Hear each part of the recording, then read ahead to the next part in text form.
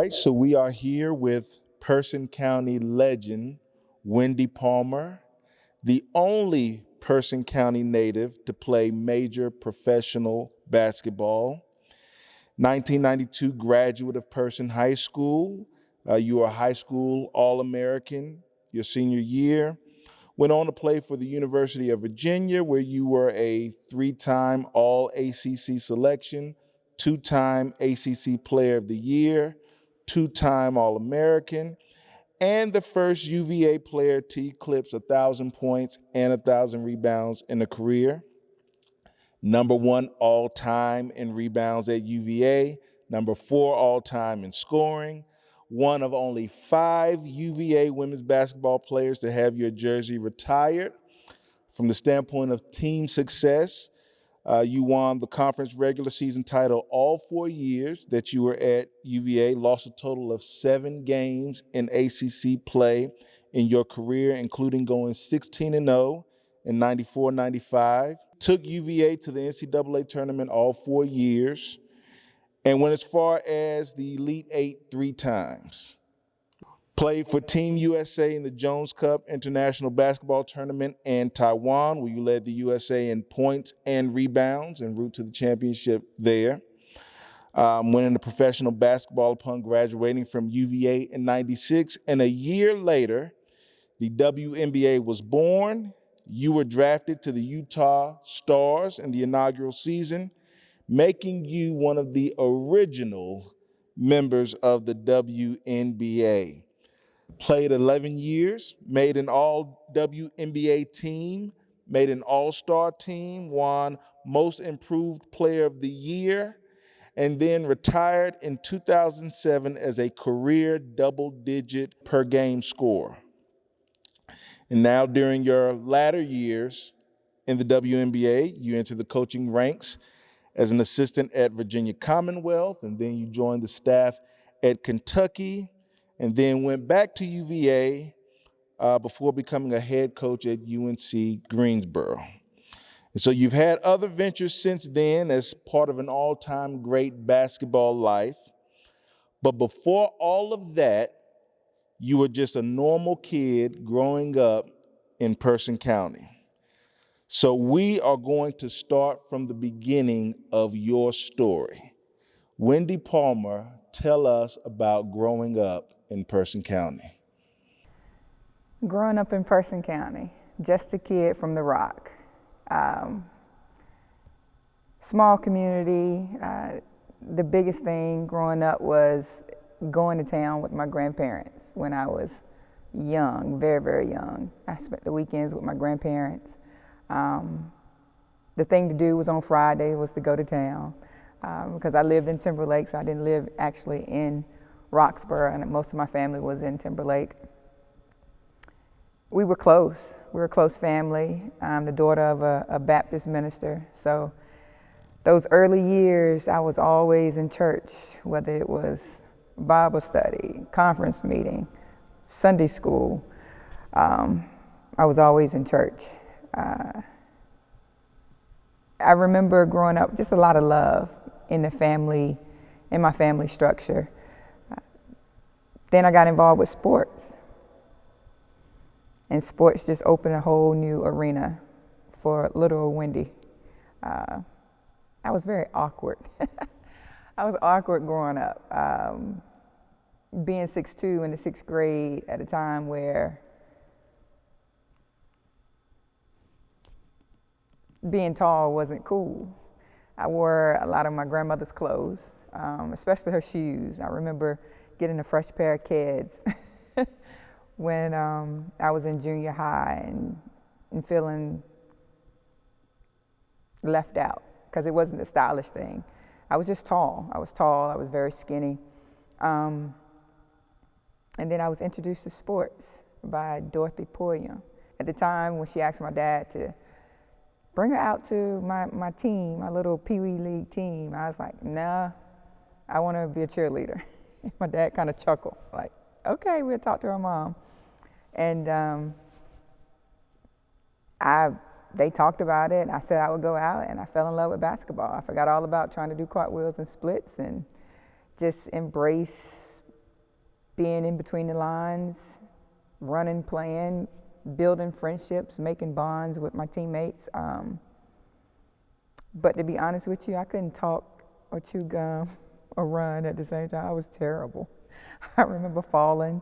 I remember the ball hitting me in the face over there at Olive Hill Gym, being cold, that tile floor, not being a success in the terms of what we would think about.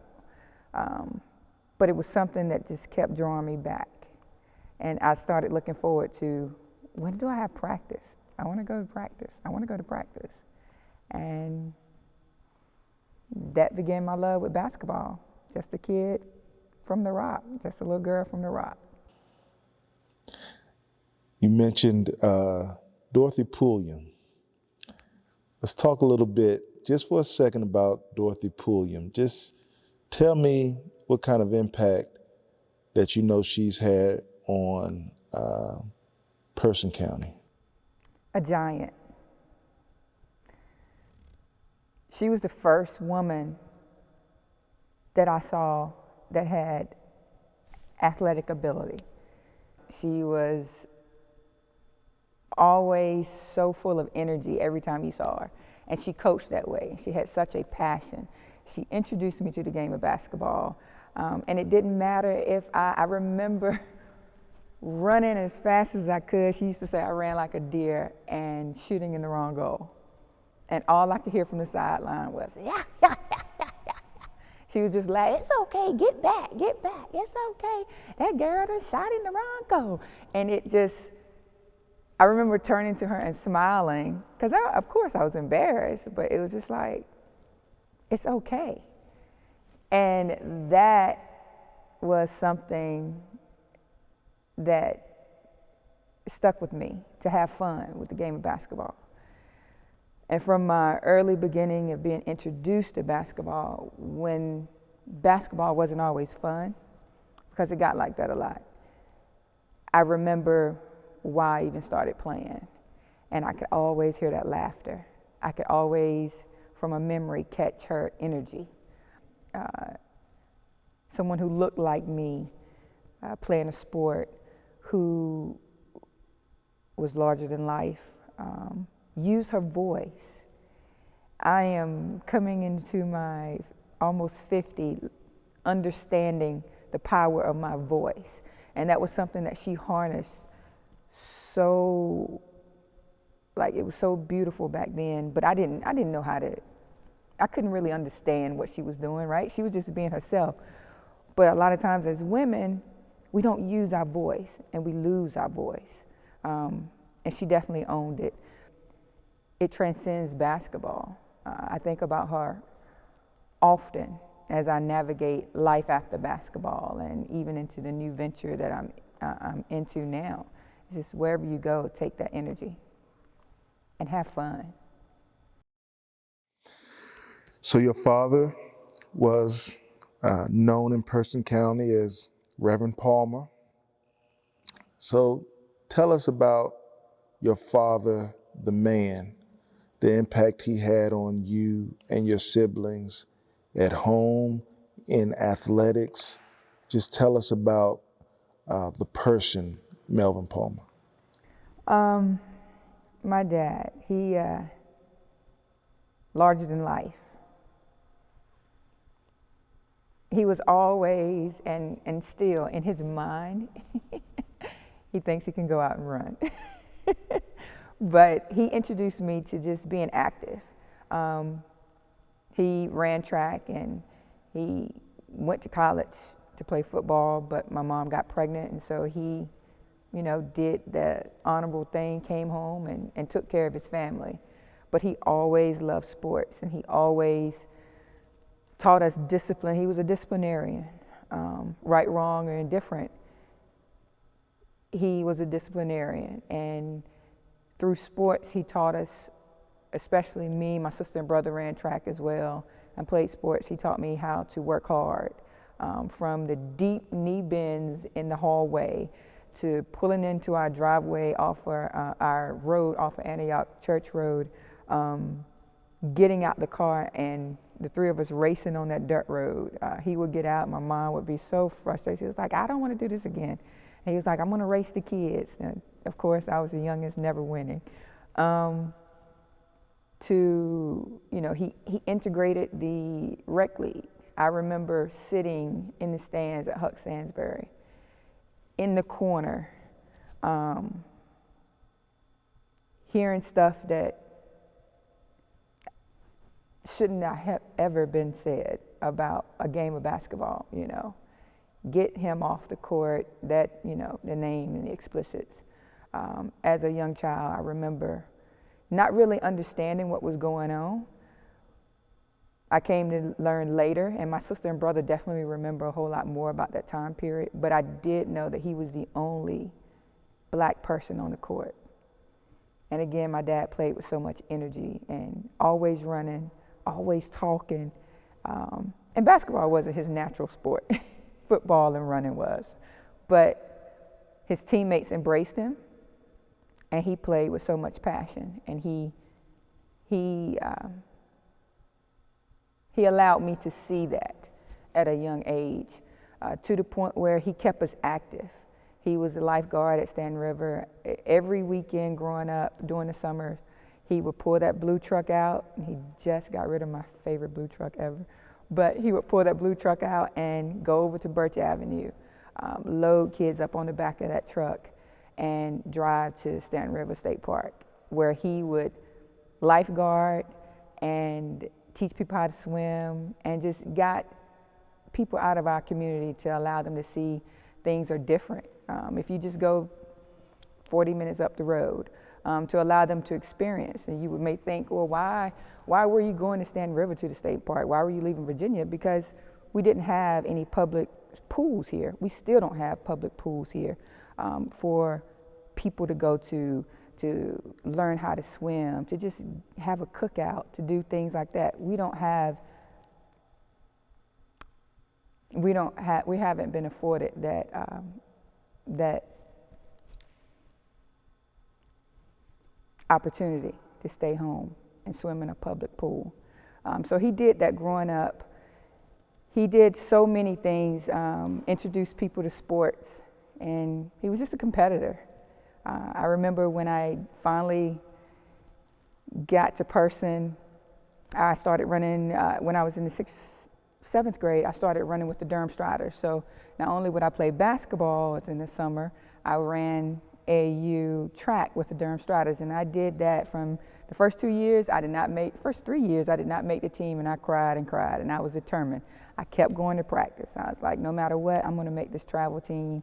I'm going to ride the bus. It was a big deal to ride that Durham Striders bus. And I remember working, and some of my friends the same age as me was like, well, why are you even here? You're not going to go to the meet. You can't compete. I was like, because I'm going to make the team. And I just kept working, and then I started making the team, running relays, doing the high jump. The high jump became my thing. I high jump here in high school, was a state champion. But he gave us exposure. He took us places to see things that we've only seen in books. I remember having the encyclopedias. And every summer he would talk about where we're going to go, and I would go and look at those places, and he would take us to those places. So he worked really hard. He and my mom worked extremely hard to allow us to see things that they could only have dreamed of growing up. And my mom was instrumental. She was a quiet storm behind everything. Didn't talk much, but when she did, still to this day, everybody listens. But it was a special time growing up, being exposed, and my parents had to take me outside of Person County to get that exposure. And as much as he took me outside, he really helped the community in trying to get other young people, gain them exposure as well, just by taking them places. I meet people all the time, and they tell me about trips or what my parents had done for them growing up. Something as simple as giving somebody a wallet at graduation. They still remember that and hold on to that to this day. Now, he was also a pastor. So you got to tell us what it was like growing up as a PK. Well, it was good, but it was tough. And it wasn't tough because of what my parents did or what my dad put on me. Yes, he was a disciplinarian, but he was a disciplinarian anyway. It's more what society does to you being a PK. Oh, you're not supposed to do this, you're not supposed to do that. We was always under the microscope. And it didn't really affect me as much as it affected my sister and brother because I grew up watching them. I grew up seeing, and what some people would say misguided steps, but what I see, it was their life experiences. But it was the outside people talking about what happened, what they did so wrong, but other kids were making mistakes, living life, and getting over it. But being a PK, it was like we were obviously held to a higher standard. And that, if you're not strong enough to understand that's happening, it can be a lot. I wouldn't take anything for it, though, because the foundation was laid in terms of my spirituality and being a believer in God. Like, had it not been for those teachings and listening to my grandmothers and going to church, all those times where I spent in a foreign country, looking at four white walls, scared to death, or trying to figure out how I'm going to, I'm making a living, but I'm over here alone. I had to lean on my faith. I had to lean on my God. So at times it was tough being a PK, very tough being a PK, because it was like you're under a microscope. But I'm thankful, and I wouldn't have it any other way. So talk about your brother and sister. A lot of people don't know that they were great athletes as well. So tell us about them. Hands down, hands down. My sister and brother were better athletes than I could have ever dreamed of being.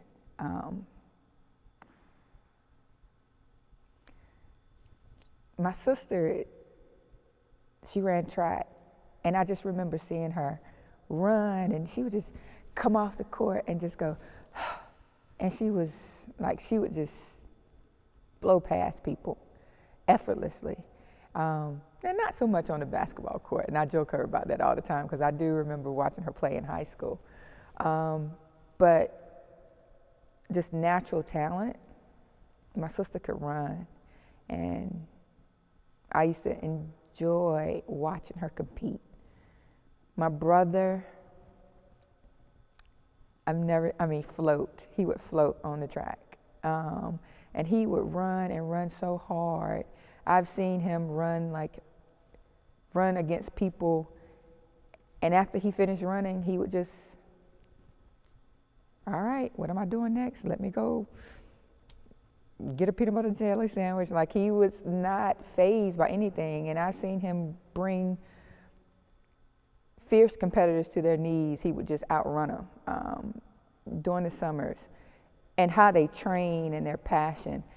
And I've said it before, they were better athletes than I could have ever dreamed of being.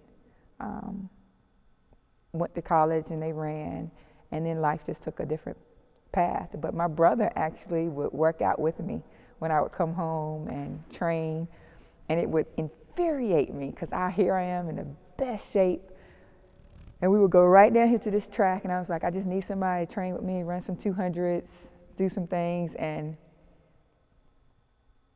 he would come in there, out there in jeans or pants, just leaving work, and just run circles around me, and then laugh. Turn around backwards, laughing at me.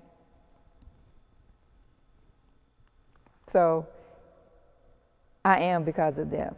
Like, they were definitely an inspiration to me being an athlete. I always just wanted to be like my big brother and sister, like in terms of an athlete, because they were so good. So you went to Southern Middle School, and we're going to sidestep a little bit right there because before it was Southern, it was Person County High School, where your father went.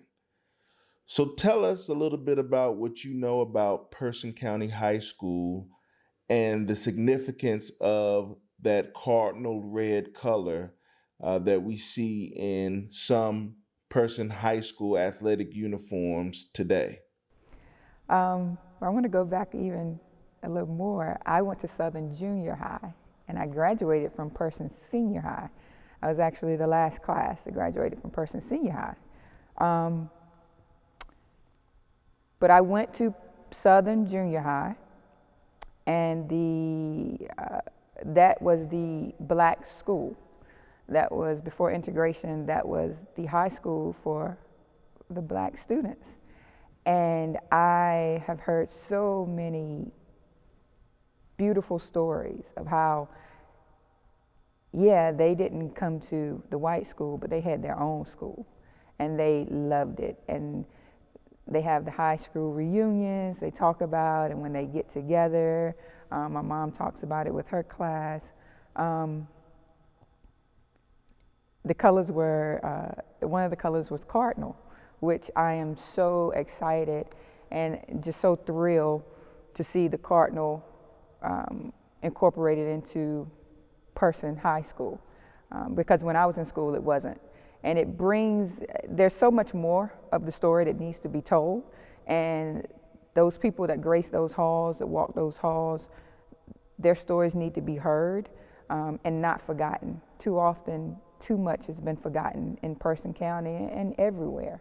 But you have to start somewhere, and you have to start here at home. So to see the cardinal in the color scheme now brings me great joy. I just don't think a lot of people know where that color came from.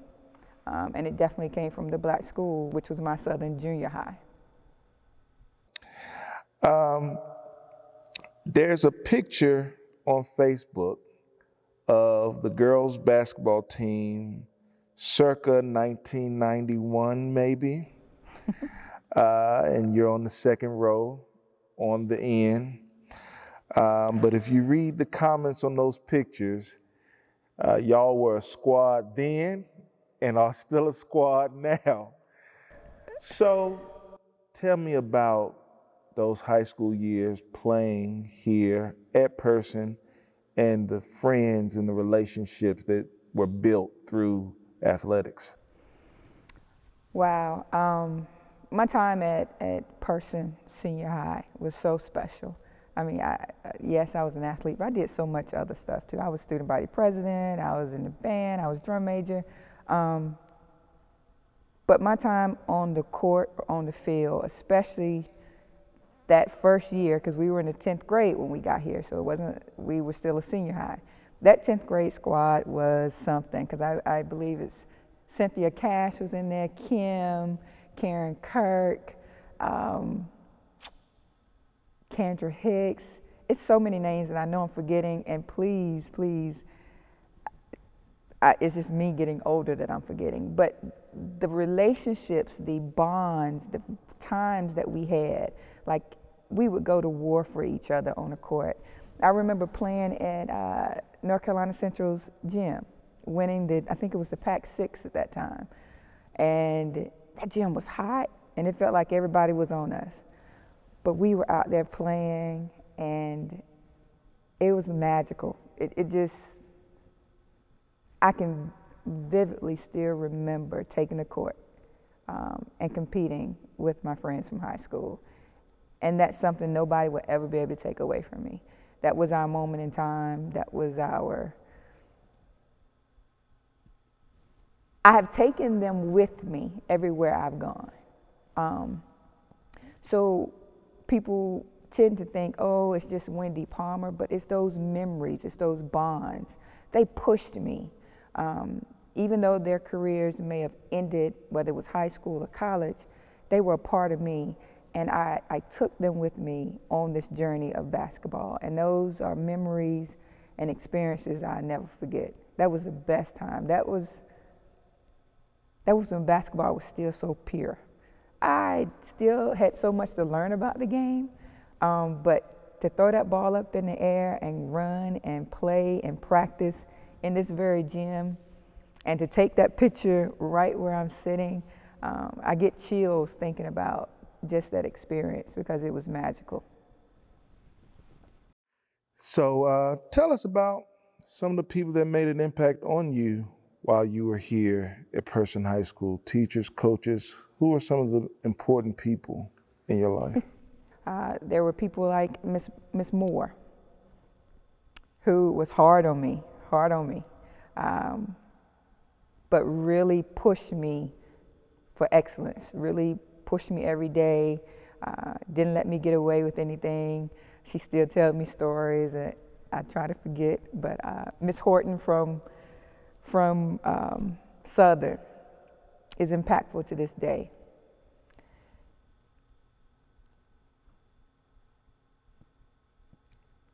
She was another giant. She passed. I remember when I came back to Person County after I left coaching, and our conversations that we had, and she still lives with me. She had a hand in everything. She did some of everything, and she loved her kids. She loved her students, and she would do all she could to build you up and wanted to see you successful. Sandra Matthews, to this day, is still in my ear. Now, she'll get on me. She came and pulled me out of the classroom at Southern to play volleyball, and that was my first experience at playing volleyball, and I tell you, it was horrible. But she stuck right there with me and just continued to encourage me. You know, the teachers that were here at the time that just poured into you every day. I remember Miss Stigall from Southern Junior High, home ec. I remember her, well, Wendy, you just can't go and play ball all the time. You're going to have to learn how to cook. So stuff like that, those teachers, yeah, just Miss Rainey was my student council teacher and history teacher. I actually got a chance to see her a couple years back, and she's still the same. So they saw something in me that I didn't see in myself. They saw a greatness in me that, you know, at that age, I was still dealing with insecurities, being 6'2". All of my friends are shorter. It wasn't cool to be a tall girl. You know, I wasn't getting the most popular guy in school. In fact, nobody really saw me. I was always the home girl. Like, called me out of class to come down here, and that girl right there wanted me to dunk. It was during the 12th grade basketball class, and I remember getting called out of class to come down here and show them that I could dunk, and like the teachers, some of the gym teachers were standing around looking, laughing. It was right down that goal. And so stuff like that, and the teachers would just let us go too. That was the thing. You know, Mr. Cannon, who poured into me, so many teachers, Miss Cannon. I just have fond memories here.